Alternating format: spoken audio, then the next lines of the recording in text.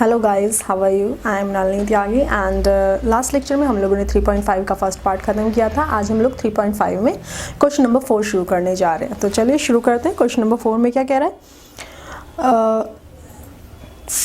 Form the pair of linear equations in the following problems and find their solutions if they exist by any algebraic method. That means आपको कुछ statement given है, आपको उन statements को solve करके equation form करनी है and after that you have to solve them by any algebraic method. अब तक हम लोग 3 अलजेब्रिकल मेथड्स पढ़ चुके हैं, elimination method, substitution method and cross multiplication method. अगर आपको उनमें से कोई भी मेथड समझना है तो आप मेरी पिछली वीडियोस में जाके देख सकते हैं, उनका लिंक मैं आपको नीचे डिस्क्रिप्शन बॉक्स में दे दूंगी। ठीक है, चलिए तो क्वेश्चन नंबर 1 का 4th का फर्स्ट पार्ट देख लेते हैं। फर्स्ट पार्ट में क्या कह रहा है? A part of monthly hostel charges is fixed and the remaining depends on the number of days one has taken food in the mess.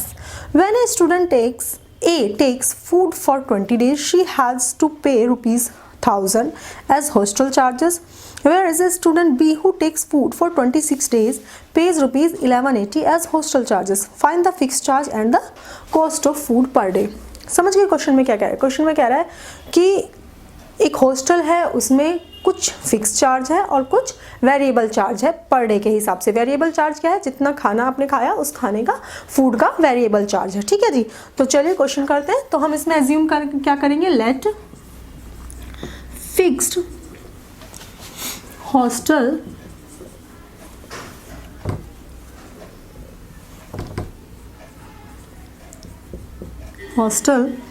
Charge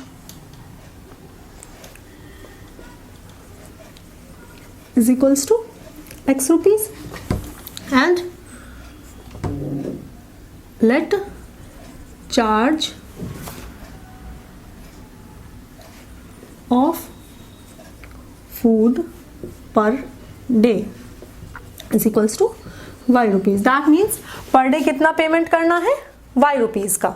ठीक है जी, फूड का जो चार्ज करना है। तो अब केस 1 में क्या कह रहा है? वो केस 1 में कह रहा है कि कोई स्टूडेंट है, कौन है? स्टूडेंट ए स्टूडेंट है जो कि वहाँ पे 20 दिन रहा। ठीक है, तो 20 दिन का उसने फिक्स चार्ज तो एज इट इज दिया। कितने दिन रहा? 20 डेज रहा। कितना चार्ज दिया उसने? 1000 रुपीज़ उसने पे किया। ठीक है, तो अब वो 20 डेज किस तरह से रहा कि फिक्स चार्ज तो जो हॉस्टल का चार्ज है वो तो उसे देना ही है, प्लस पर डे का खाने का उसको y रुपीज़ देना है। तो उसने कितने दिन खाना खाया? 20 दिन रहा तो 20 दिन खाना खाया। दैट मीन्स हमारी इक्वेशन नंबर 1 बनेगी x प्लस 20। 1 डे का y रुपीज़ तो 20 डेज का 20y is equals to 1000। Equation number 1 बन गई। केस 2 देखते हैं। केस 2 में क्या कह रहा है? कोई स्टूडेंट बी है जिसने 26 डेज खाना खाया है या 26 डेज हॉस्टल में रहा है और पेमेंट क्या है? 1180 रुपीज़ का। दैट मीन्स x तो fix charge as it is रहा, प्लस 26 कितने दिन? 26 दिन कितना खाना खाया? y रुपीज़ पर डे का इज इक्वल्स टू 1180। ये बन गई इक्वेशन नंबर 2। अब देखिए 1 और 2 हमारे पास दोनों इक्वेशंस बन गई। मैं इन्हें करूंगी एलिमिनेशन मेथड से सॉल्व। एलिमिनेशन मेथड में क्या है? क्योंकि x दोनों में कोई भी वेरिएबल x जो वेरिएबल है इसके साथ जो कांस्टेंट है वो फिक्स है, 1 है। तो इन दोनों को अगर मैं ऊपर नीचे रख के सब्ट्रैक्ट कर दूंगी तो मेरा क्वेश्चन इजीली सॉल्व हो जाएगा। तो सब्ट्रैक्ट इक्वेशन 1 एंड 2। तो x plus 26y is equals to 1180 and x plus 20y is equals to 1000। दोनों को सॉल्व करेंगे, सब्ट्रैक्ट करेंगे तो नीचे के सारे साइन चेंज हो जाएंगे। x से x कैंसिल, 26 से 20 सब्ट्रैक्ट हुआ, 6y is equals to 180, y is equals to 30 rupees आ गया। ठीक है जी, तो जो फूड का था पर डे का वो कितना आ गया? 30 rupees per day. 30 rupees per day का पेमेंट वो कर रहा था। अब हमें क्या चाहिए? जो अमाउंट हमारा वेरिएबल अमाउंट आ गया, जो हमारा फिक्स चार्ज है x हमें चाहिए, तो हम y की वैल्यू इक्वेशन 1 में या 2 में किसी में भी पुट कर सकते हैं। तो हम 1 में पुट कर लेते हैं। Put the value of y in equation 1। चलिए इक्वेशन 1 में रखते हैं। x plus 20 into 30 is equals to 1000। ये कितना हुआ? 600। तो x is equals to 1000 minus 600 x is equals to 400 rupees.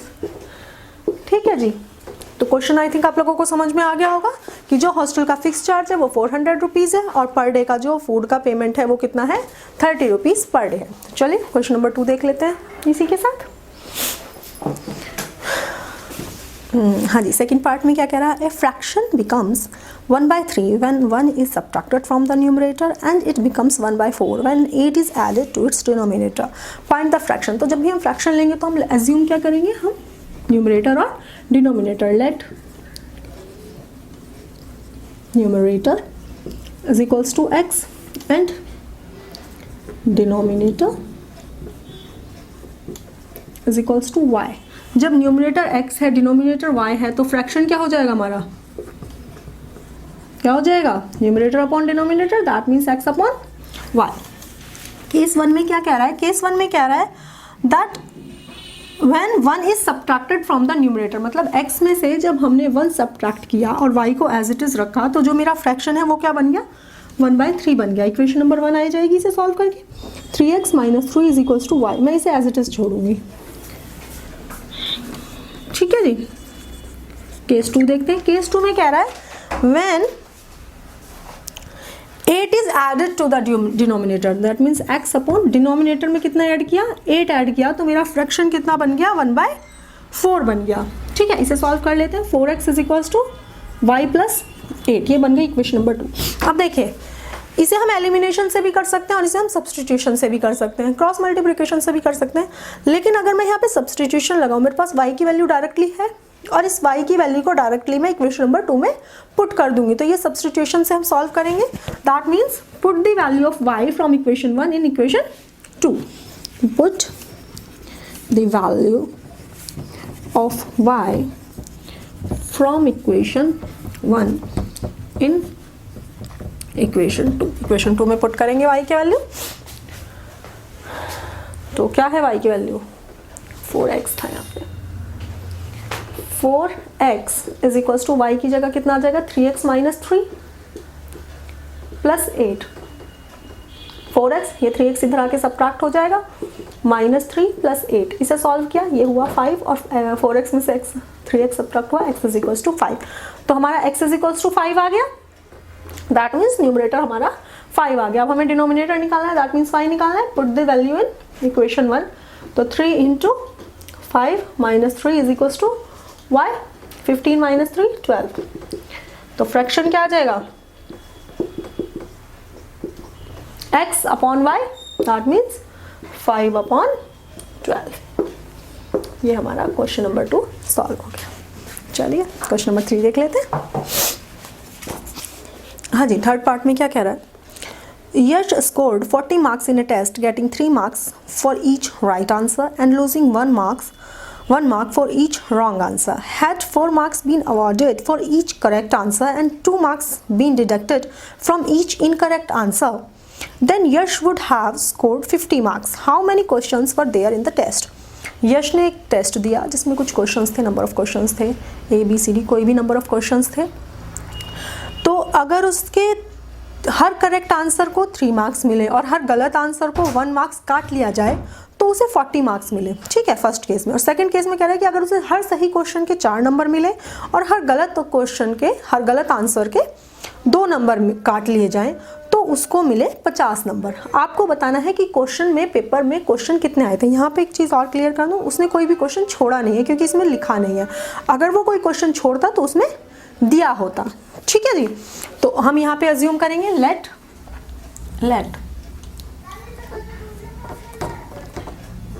Yash gave correct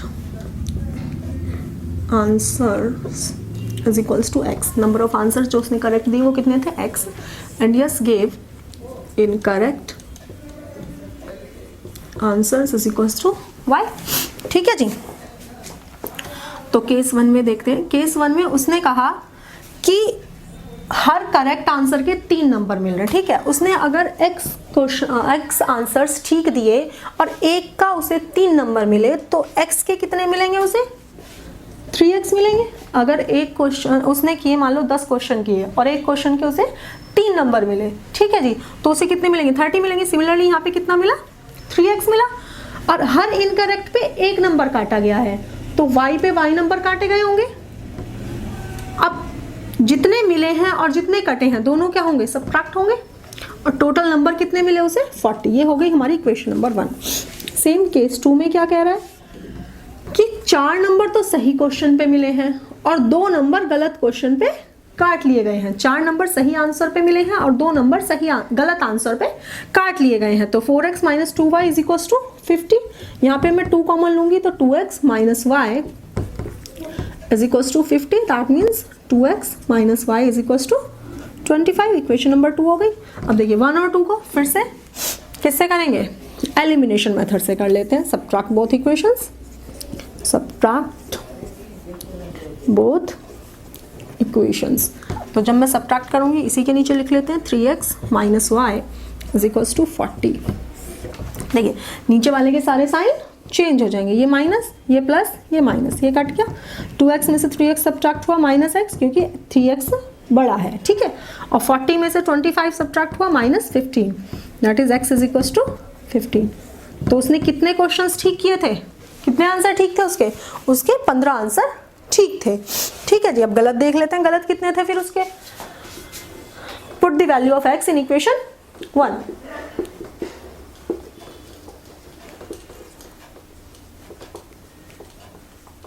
equation 1 में पुट करेंगे तो 3 into 15 minus y is equals to 40 minus y is equals to 40 minus 45 minus y is equals to minus 5, minus से minus cancel, y is equals to 5। That means number of questions पूछा क्या गया आपसे? आपसे पूछा गया नंबर ऑफ क्वेश्चंस कितने थे उसके एग्जाम में, ठीक है। तो 15 उसने सही दिए, 5 उसने सही गलत दिए, तो टोटल कितने हो गए? 20 क्वेश्चन हो गए। x प्लस वाई क्वेश्चन रहे होंगे ना, जिसमें से x उसने सही आंसर किया और y उसने गलत आंसर किए। तो नंबर ऑफ क्वेश्चंस कितने आ गए? 15 plus 5 is equal to 20 questions, ठीक है। फोर्थ क्वेश्चन देख लेते हैं। थोड़ा सा ध्यान से समझिएगा क्वेश्चन को, थोड़ा सा ट्रिकी क्वेश्चन है, अच्छा क्वेश्चन है मतलब। Places A and B are 100 kilometers apart on a highway. One car starts from A and another from B at the same time. If the cars travel in the same direction at different speeds, they meet in 5 hours. If they travel towards each other, they meet in 1 hour. What are the speeds of 2 cars? ठीक है जी। चलिए, तो हमें सबसे पहले यहाँ पे चाहिए, क्या चाहिए हमें यहाँ पे? स्पीड। Let speed of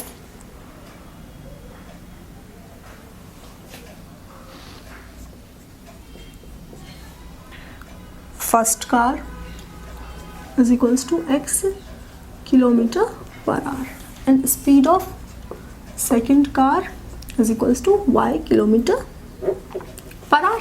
अब क्वेश्चन समझिएगा, ये दो प्लेसेस हैं A एंड बी और इन दोनों के बीच की डिस्टेंस है 100 किलोमीटर, ठीक है जी। एक कार जो फर्स्ट कार थी वो यहाँ पे थी और जो सेकंड कार थी वो यहाँ पे थी। तो दोनों ने क्या किया? सेम डायरेक्शन में जाना शुरू किया। मतलब ए उधर जा रहा है तो बी भी उधर जा रहा है। समझ रहे ना बात को? अगर ए का मूवमेंट इस डायरेक्शन में है तो बी का मूवमेंट भी किधर है? इधर है। सेम डायरेक्शन का मतलब यही हुआ, जब दोनों का सेम डायरेक्शन में है और दोनों मिले कितने देर बाद? 5 आवर्स के बाद। आफ्टर 5 ईयर्स वो कहीं यहाँ जाके, सपोज 5 आवर के बाद वो दोनों कहीं यहाँ पे जाके मिले, ठीक है। तो जो ए थी उसने कितनी डिस्टेंस कवर की? अगर मैं यहाँ से यहाँ तक की डिस्टेंस को 1 किलोमीटर एज्यूम करूँ, यहीं पे कर लेंगे। Let distance cover by B in first case is equals to A kilometre. अगर इसने A किलोमीटर कवर किया फर्स्ट केस में, तो A ने कितना कवर किया होगा? ये 100 प्लस ये A किलोमीटर, तभी तो वो पकड़ेगा उसे। पकड़ कब पाएगा? जब दोनों इस पॉइंट पे पहुंचेंगे। और इस पॉइंट पे कब पहुंचेंगे? जब ये तो सिर्फ 1 किलोमीटर कवर करके आए और ये कितना कवर किया है? 100 प्लस A। चलिए तो हमारा टाइम की इक्वेशन हम लगा लेते हैं यहाँ पे। Time is equals to distance upon speed. चलिए टाइम हमारा कितना है 5 आवर दिया है इन्होंने, ठीक है जी।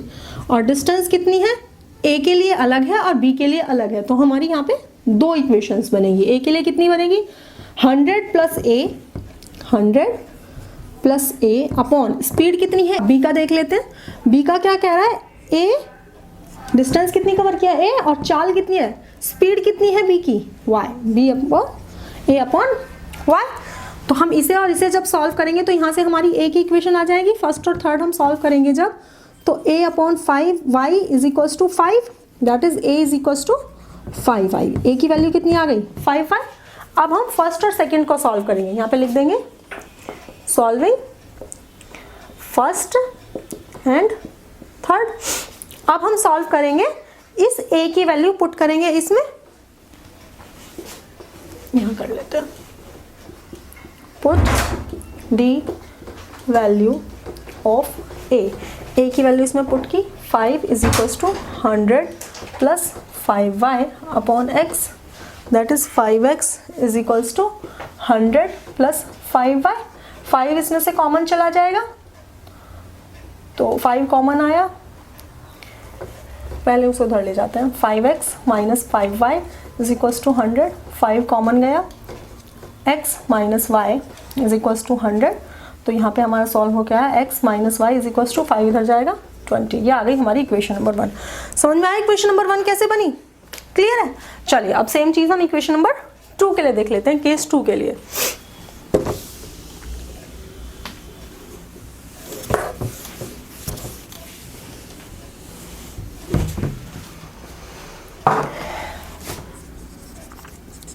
केस 2 में क्या कह रहा है, अभी भी इस प्लेसेस वही हैं ए और बी, ठीक है जी, कार वही है ए फर्स्ट एंड सेकेंड, बट अब वो एक दूसरे की तरफ चल रहे हैं, अब वो अपोजिट डायरेक्शन में चल रहे हैं। अगर ये इस तरफ जा रही है तो ये इस तरफ जा रही है। अब एज्यूम करते हैं कि लेट बी ने कवर किया इस बार b किलोमीटर, ठीक है, बी ने कितना कवर किया, सपोज यहाँ पे वो दोनों मिले तो बी ने कितना कवर किया b किलोमीटर, तो ए कितना कवर करेगा, यहाँ से यहाँ तक कितना हो जाएगा, टोटल 100 किलोमीटर था, बी जो है वो b किलोमीटर चल आया, तो ये कितना कवर हुआ 100 माइनस b किलोमीटर।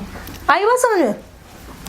तो यहाँ पे हम फिर से एज्यूम करेंगे, नीचे आप एज्यूम कर लेंगे, let B covered b kilometre in 1 hour. 1 hour में तो कवर किया होगा इसने,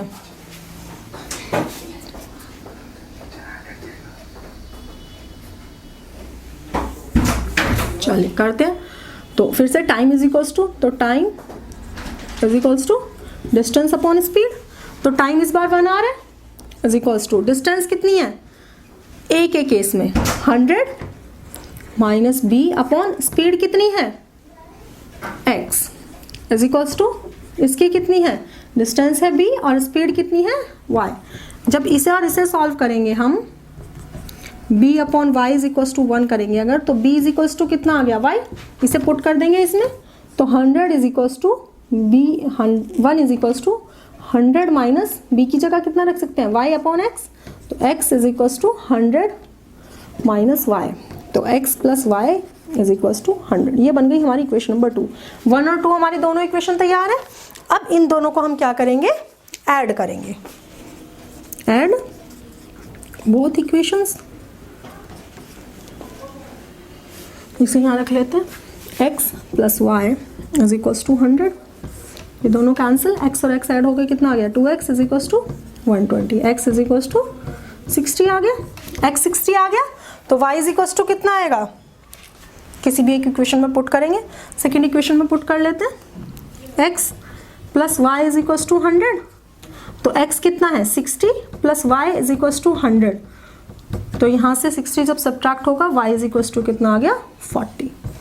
तो x जो था वो 60 किलोमीटर पर आवर की स्पीड थी और y कितना था 40 kilometre per hour. I think question clear होगा, थोड़ा सा ट्रिकी क्वेश्चन था बट अच्छा क्वेश्चन था। चलिए तो लास्ट क्वेश्चन देख लेते हैं इसका।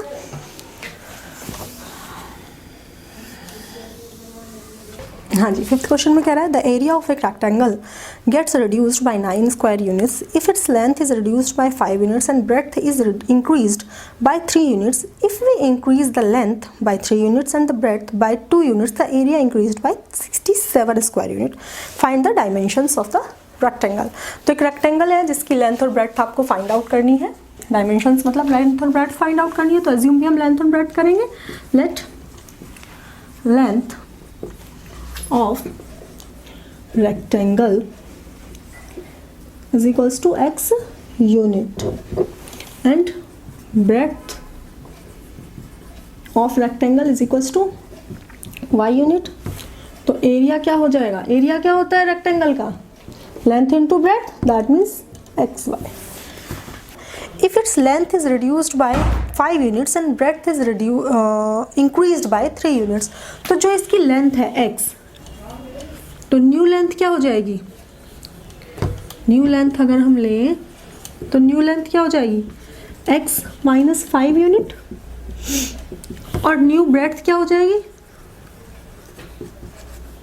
y plus 3 unit. अब जो एरिया होगा वो क्या हो जाएगा हमारा? लेंथ इंटू ब्रेड्थ, जो न्यू एरिया है. न्यू एरिया जो है वो क्या हो जाएगा? x minus 3 into y plus 3, x minus 5 sorry, x minus 5 into y plus 3. और पुराना एरिया के लिए क्या कह रहा है वो? कि जो हमारा एरिया था वो 9 स्क्वायर यूनिट रिड्यूस हो गया. दैट मीन्स जो मेरा एक्स वाई था वो कितना रिड्यूस हो गया? 9 स्क्वायर यूनिट. ये मेरी इक्वेशन नंबर 1 बनेगी सॉल्व करके.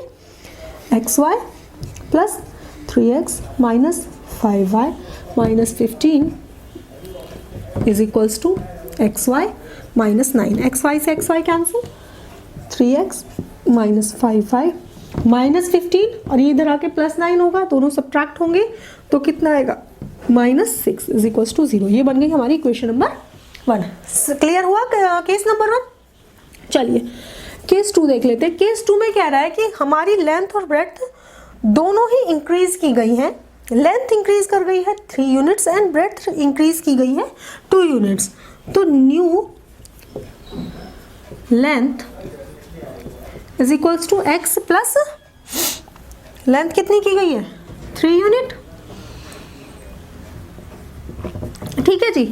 और new breadth is equals to हो गई y प्लस 2 यूनिट्स. ठीक है. तो न्यू एरिया क्या हो जाएगा? x plus 3 into y plus 2. जबकि एरिया क्या था? एक्स वाई था. जबकि इसने कहा कि जो हमारा एरिया है वो 67 स्क्वायर यूनिट इंक्रीज हो गया, तो प्लस 67. इसे सॉल्व कर लेंगे. चलिए ऊपर सॉल्व कर लेते हैं. X y plus 2x plus 3y plus 6 is equals to x y plus 67. X y से x y cancel, 2x plus 3y. 67 इधर आके सब्ट्रैक्ट होगा, 6 सब्ट्रैक्ट होगा जब 67 में से, तो कितना बचा? Minus 61 is equals to 0. ये मेरी बन गई इक्वेशन नंबर 2. ये मेरी इक्वेशन 1, ये मेरी इक्वेशन 2. अब इन दोनों को हम सॉल्व करेंगे. तो कौन सा मेथड लगाएंगे? कोई भी लगा सकते हैं जो हमें पसंद हो. मैं यहाँ पे क्रॉस मल्टीप्लिकेशन मेथड लगाऊंगी. 2 मेथड से मैं भी क्वेश्चंस आपके सॉल्व कर चुकी हूँ, तो इसे हम क्रॉस मल्टीप्लिकेशन से कर लेते हैं. तो दूसरी इक्वेशन भी यही उतार लेते हैं. 3x minus 5y minus 6 is equals to 0. तो x अपॉन क्या आएगा? x वाला पोर्शन कवर करेंगे और बाकी दोनों पोर्शन लिखेंगे. किसी को भी किसी भी सीक्वेंस में लिख सकते हैं. ये नहीं है कि -5 और 3 लिखना है. हम 3 और -5 ले लेंगे. 3 एंड -5 और माइनस 61 और minus 6 is equals to y upon. अब y वाला पोर्शन कवर करेंगे तो क्या आएगा? -61 और -6, 2 and 3 is equals to 1 upon 1 वाले में ये वाला कवर किया जाएगा, तो 2 एंड 3, 3 एंड -5. इसकी मल्टीप्लाई ऐसे मल्टीप्लाई करेंगे, क्रॉस मल्टीप्लिकेशन होगी. चलिए करते हैं. x अपॉन 36 माइनस 18 माइनस और माइनस माइनस प्लस हो जाएगा. 3 0 5 is equals to y upon -183 minus -12 is equals to 1 upon -10 minus 9 x upon -323 is equals to 1 upon -171 is equals to 1 upon minus, कुछ नहीं किया है, सिर्फ सॉल्व किया है मैंने, सिर्फ इसे सॉल्व किया है। तो x upon -323 is equals to 1 upon -19। जब आप इस पोर्शन को सॉल्व करेंगे तो x is equals to 323 upon 19, तो x इज इक्वल्स टू आपका आ जाएगा 17 यूनिट। ठीक है जी।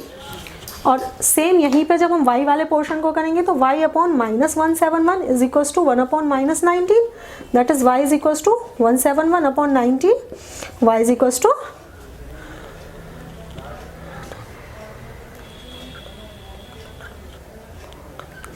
9, y is equals to 9 units.